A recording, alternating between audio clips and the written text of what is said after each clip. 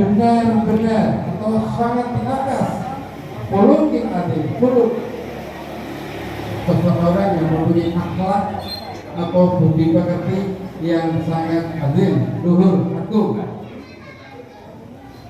Wa innaka la'alla khuluqin azim. Sesungguhnya Rasulullah SAW itu seseorang yang mempunyai akhlak yang agung. Ini disebut akhlak mewah, artinya berfirman adalah Allah. Allah telah menjamin bahwa akhlaknya itu adalah akhlak yang sangat tinggi dan sangat bagus.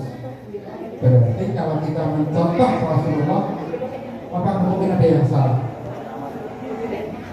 Tentu tidak, karena yang kita contoh untuk implementasi daripada Al-Quran adalah akhlak Rasulullah. Bapak Ibu yang dirahmati Allah Subhanahu wa Ta'ala, itulah mengapa kita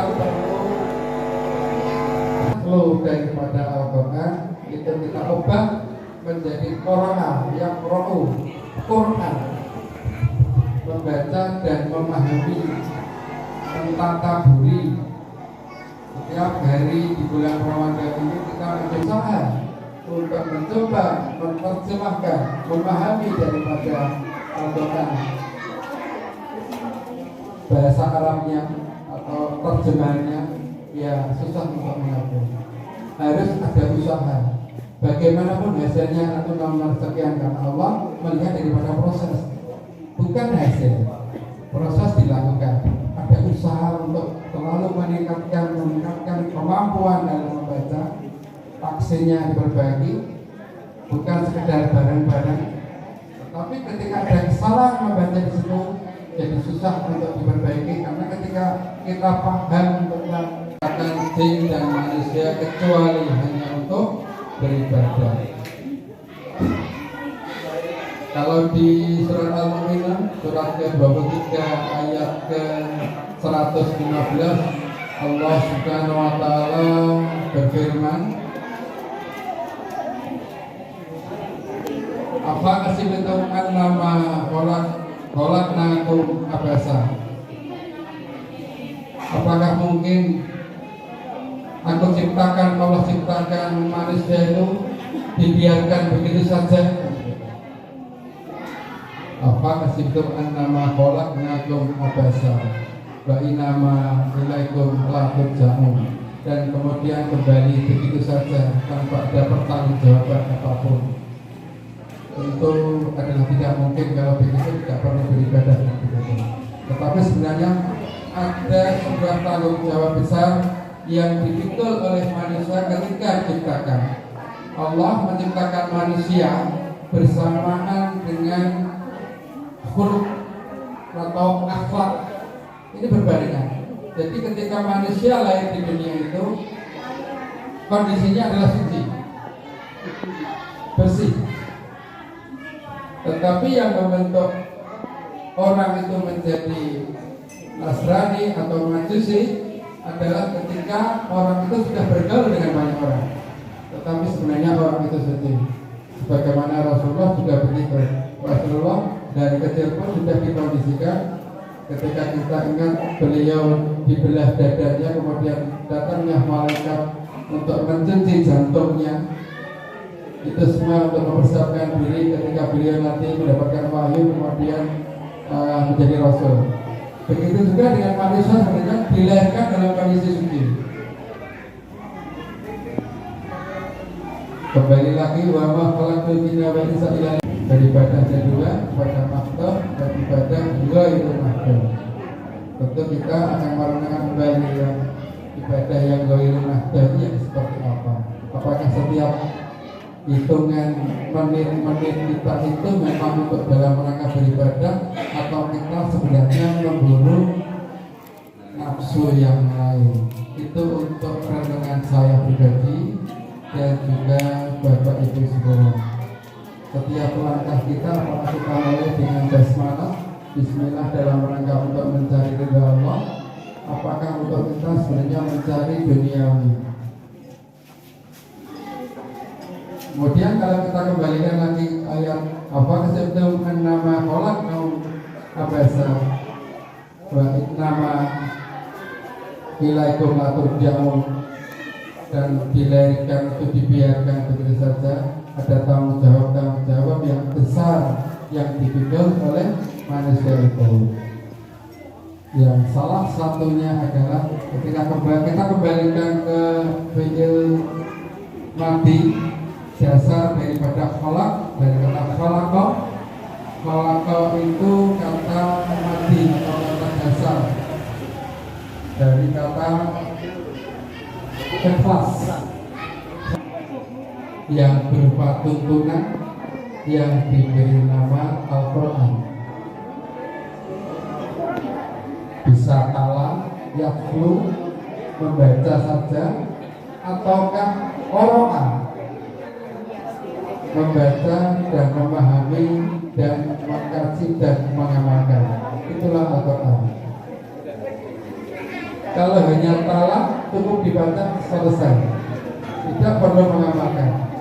Tetapi kalau qara'a itu harus dikaji dan diamalkan agar terjaga dari semua pelanggaran yang dilarang oleh Allah Subhanahu wa taala melalui Allah itu berujar dan katsira thayyiban mubarakan fi kama yuhibbu rabbuna wa yarda. Asyhadu an la ilaha illallah wahdahu la syarika lah wa asyhadu anna Muhammadan abduhu wa rasuluh. Allahumma shalli ala Muhammad wa ala alihi wa man tabi'ahum bi ihsan ila yaumiddin. Amma ba'd. Ya ayyuhalladzina amanu taqullaha haqqa tuqatih wa la tamutunna illa wa antum muslimun. Bapak Ibu yang dirahmati Allah Subhanahu wa taala, seharusnya sore ini Bapak Amin yang mengisi, tetapi untuk agar kegiatan kajian sore tetap berjalan sebagaimana mestinya, ada ilmu, ada kajian dan renungan yang bisa kita dapatkan pada sore hari ini, izinkan kami untuk menyampaikannya. Bapak Ibu yang dirahmati Allah Subhanahu wa taala, ada sebuah pertanyaan bagi saya dan mungkin semua orang yang diciptakan di dunia ini, yaitu sebenarnya tujuan manusia diciptakan itu apa? Tidaklah mungkin Allah Subhanahu wa taala menciptakan manusia itu hanya sia-sia belaka. Dibiarkan begitu saja lahir dan tidak ada tujuan apapun. Kalau kita merujuk pada surat Ad-Dariyat ayat 56, Ad-Dariyat itu surat ke-51, Allah Subhanahu wa taala mengatakan, Allah Subhanahu wa taala berfirman, wa ma khalaqtul jinna wal insa illa liya'budun. Dan tidaklah aku ciptakan, dan tidaklah Allah ciptakan jin dan manusia kecuali hanya beribadah kepada Allah. Kemudian bentuk ibadah seperti apa yang diinginkan oleh Allah Subhanahu wa taala?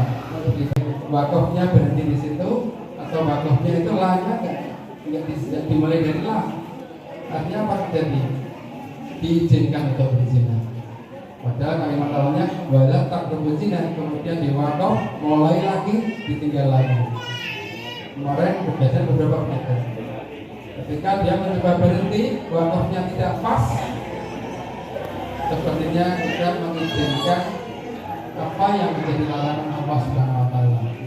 Ini sekedar pengingat bagi saya pribadi dan bagi Bapak Ibu semua bahwa harus ada usaha untuk mempelajari Al-Quran yang lebih baik. Bagi yang belum bisa membaca, harus ditanamkan dalam hati untuk bisa membaca Quran, bisa minta bantuan dari tetangga, teman, dan bisa juga di masjid ini banyak yang kesal untuk membantu agar bisa memahami baca Quran. Karena bagaimanapun juga kehidupan dunia ini terlalu melalaikan. Semakin asik dengan dunia, semakin asik dengan urusan dunia, maka urusan akhirat ini kadang-kadang terlupakan. Mungkin saking asiknya dengan urusan kantor, urusan perdagangan, jadi lupa bahwa ada waktu yang hilang di setiap detik. waktu yang lewat jelas tidak bisa kembali. Ketika sudah sepuh kayak saya ini sudah 50 lebih, baru menyadari betapa pentingnya memahami ilmu agama. Padahal ilmu agama itu semakin dicari tidak semakin berkurang, semakin bertambah ilmu yang setiap pelajari. Karena untuk bisa beribadah semakin baik dan semakin baik,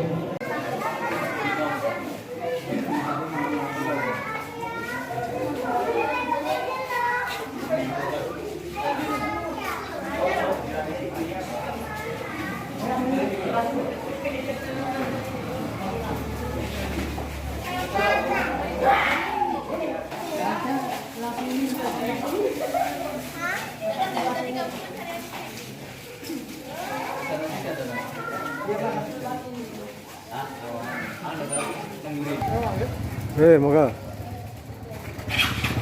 Jadi makasih.